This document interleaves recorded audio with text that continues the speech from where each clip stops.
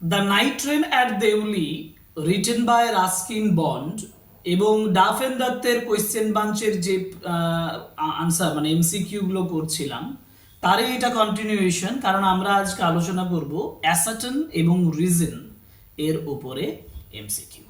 Duff and দত্তের question বাঞ্চে অ্যাসার্টন এবং রিজনের উপরে যে এমসিকিউগুলো দেওয়া হয়েছে সেগুলো ওয়ান বাই ওয়ান আলোচনা করব, সময় নষ্ট না করে, কোনো রকম ইন্ট্রোডাকশন না বাড়িয়ে সরাসরি চলে যাচ্ছি ক্লাসে।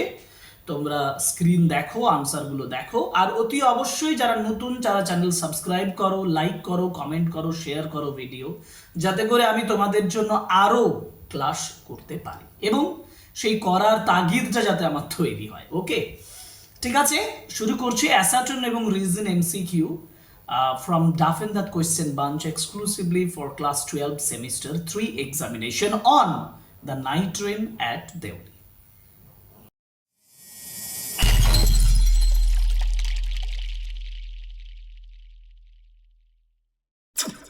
Question number 1 ভালোভাবে দেখো, choose the appropriate option। আমাকে options appropriately দেখতে হবে। অ্যাসার্টেনটা আগে দেখি। অ্যাসার্টেন হচ্ছে the narrator went to his grandmother's place. Yes, right, true. And the narrator spent his summer vacation there. narrator তার সামার ভ্যাকেশনটা সেটাতে কাটাতো, একেবারে ট্রু। তাহলে আমি বলবো ascertain and reason, both the ascertain and the reason কি বলবো আর correct. yes, are correct and the reason is the, এবার কারেক্ট এক্সপ্লেনেশনস কিনা। হ্যাঁ, রিজনটা হচ্ছে is the correct explanation, so আমরা অপশনস ডি তে দাগ দিই, ঠিক আছে। কোশ্চেন নাম্বার 2 তে দেখো, nobody got off the train and nobody got in at Deoli. দেউলিতে কেউ নামেও না আর কেউ ওঠেও না। And the train stop there for 10 minutes. Train কিন্তু সেখানে 10 মিনিটের জন্য দাঁড়ায়। আমার কথা হচ্ছে দুটোই সঠিক স্টেটমেন্ট, দুটোই সঠিক স্টেটমেন্ট, কিন্তু এখানে একটা কন্ট্রাডিকশন আছে। এটার কারণ নয়, ঠিক আছে। অতএব আবার এটা ফলস ট্রু এর ব্যাপারও আসছে না। আমি বলবো যে আর মানে রিজনটা যেটা আমাদের আর হিসাবে দিয়েছে রিজন হিসাবে, সেটা কন্ট্রাডিক্ট করে অ্যাসার্টেনের সঙ্গে, কারণ এটা যেহেতু একজনও নামে না ওঠে না অথচ এখানে 10 মিনিটের জন্য থেমে যায়, কন্ট্রাডিক্ট করে, এটা বৈপরীত্য করে। সুতরাং আমরা অপশনস এ দেব সঠিক উত্তর। এইগুলো একটু সুন্দর করে মাথা ব্যবহার করে ভালোভাবে করতে হবে, নইলে কিন্তু কনফিউশন হবে। যাই হোক, পরের প্রশ্ন যাই। আবার বক্তব্যে যেটা দিয়েছে, the narrator's grandmother would be please. ন্যারেটারের গ্র্যান্ডমাদার যথেষ্ট আনন্দিত ছিল। আর রিজনটা হচ্ছে হি লেফট ফর দেরা, সে দেরার জন্য বেরিয়ে পড়েছিল আর্লিয়ার দ্যান ইউজুয়াল, সাধারণের অনেক আগে। এবার কথাটা হচ্ছে এটা ন্যারেটার ভেবেছিল যে তার গ্র্যান্ডমাদার কিন্তু যথেষ্ট আনন্দিত হবে।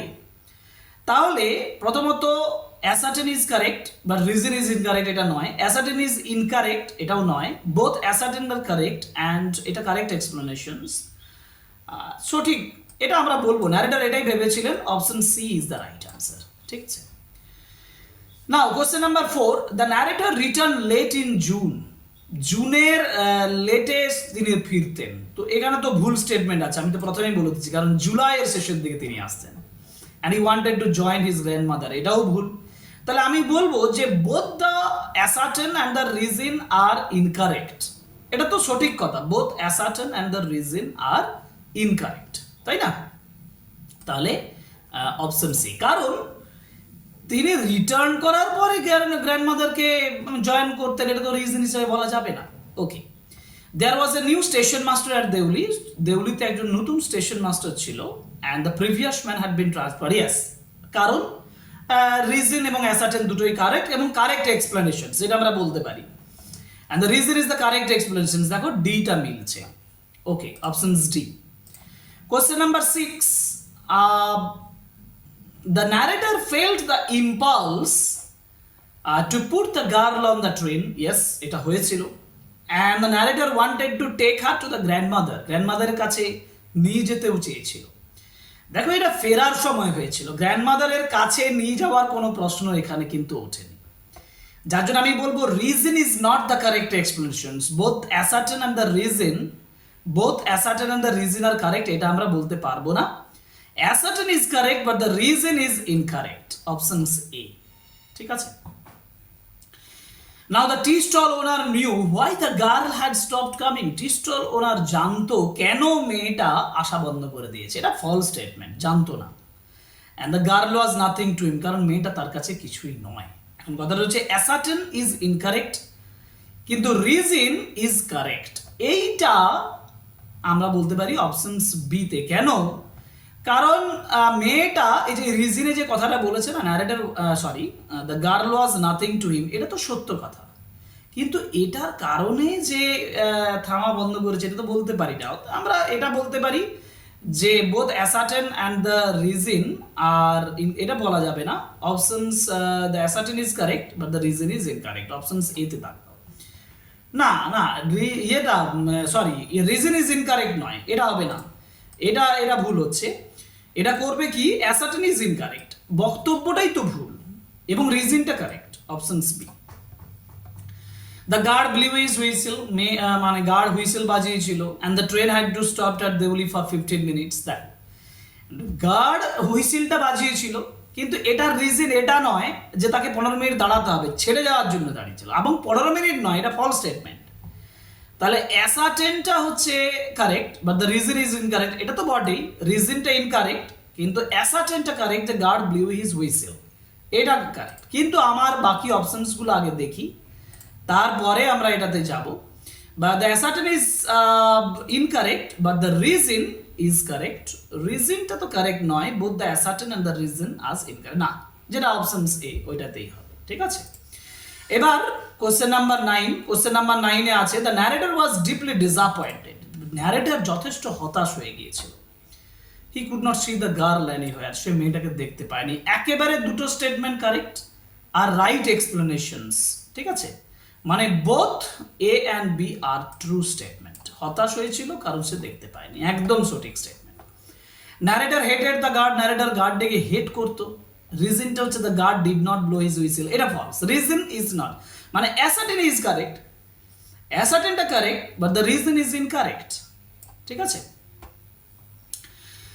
the narrator had to run back to his compartment, narrator কম্পার্টমেন্টে দৌড়াতে হয়েছিল, and there were clanging of the bells and the hissings of the engine, এটা তো সঠিক কথা, দুটোই সঠিক, মানে ascertain is correct, ascertain is incorrect, ascertain both incorrect, both the ascertain and the reason is correct। আমরা ডি করব, কারণ narrator had to run back to his compartment, narratorকে তার কম্পার্টমেন্টে ফিরে আসতে হয়েছিল, and there were clanging of the bell and the hissing of the engine, এটা তো নিশ্চয়ই দুটোই রাইট এক্সপ্লেনেশনস।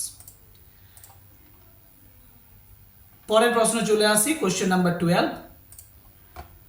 কোশ্চেন নাম্বার 12-এ বলছে the narrator's grandmother was not pleased with his visit, ন্যারেটরের গ্র্যান্ডমাদার যথেষ্ট আনন্দিত ছিল না তার ভিজিট নিয়ে, and the narrator did not stay at her place for more than a couple of weeks। ভালোভাবে দেখো যে ন্যারেটরের গ্র্যান্ডমাদার তার ভিজিটটা নিয়ে যথেষ্ট আনন্দিত ছিল না, এবং narrator did not stay, narrator ছিল না at her place for more than a couple of weeks, একবারেই ঠিক কথা, মানে দুটোই সঠিক কথা এবং correct explanations.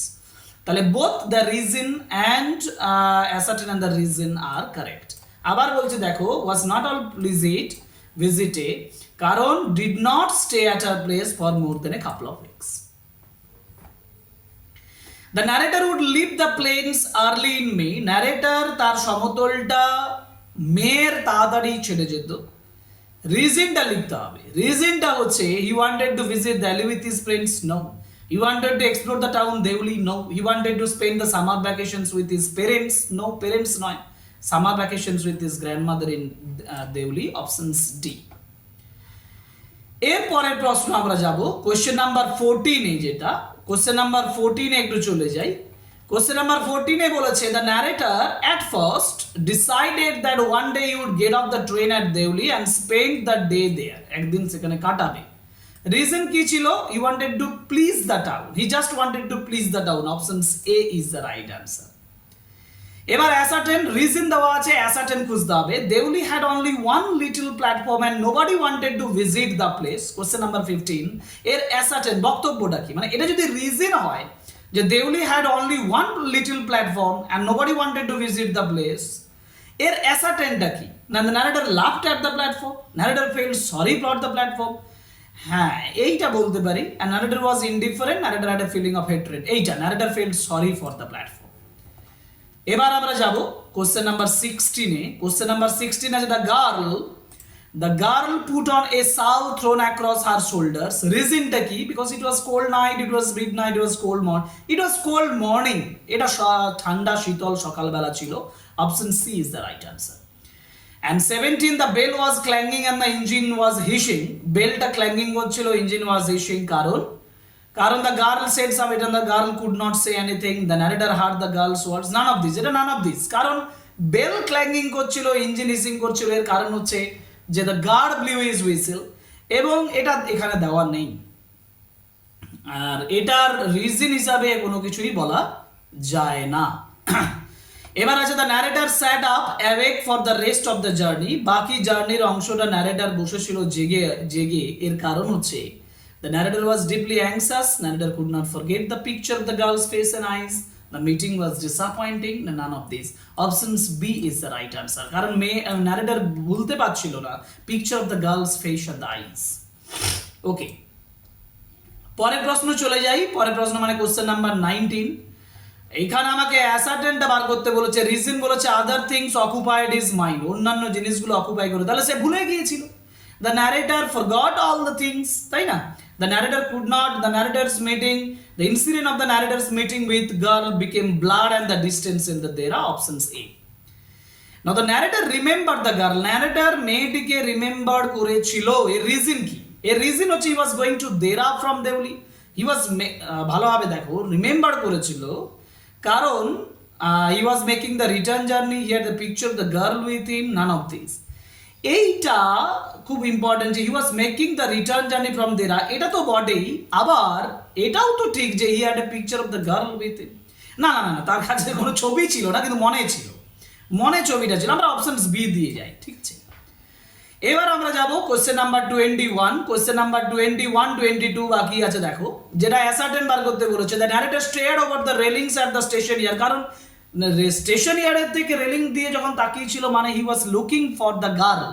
He saw a banyan tree, he saw the station master's office, he saw a mango tree and a dusty road, এইটা হবে অপশন সি। ম্যাঙ্গো ট্রি দেখেছিল এবং ডাস্টি রোড জঙ্গলের ভিতরে ঢুকে যাচ্ছিল, সেটা সে দেখতে পেয়েছিল। And last question 22, at Deoli there was a new station master. Reason টা হচ্ছে the previous station master had been transferred to another post in the past week. Options D is the previous station master had been transferred to another post 2 months before. না, within the past week, এটাই আমরা options D টাই বলবো, গত মাসে নয়, কারণ সে অল্প সময়ের ব্যবধানে ফিরছেন, ঠিক আছে। এই হচ্ছে অপশন সি। যাই হোক, এই হচ্ছে আমাদের কোশ্চেন নাম্বার 22। 22টা কোশ্চেন আলোচনা করলাম অ্যাসার্টেন এবং রিজনের উপরে। আমাদের এর পরের সেগমেন্ট হচ্ছে রিঅ্যারেঞ্জমেন্ট। ডাফিন দত্তের কোশ্চেন বান্স থেকে রিঅ্যারেঞ্জমেন্টের উপরে এমসিকিউ নিয়ে আসবো, নাইট ট্রেন অ্যাট দেউলির উপরে। Subscribe my channel, like, comment and share my videos. Thank you very much for today. Good bye and see you in our next video.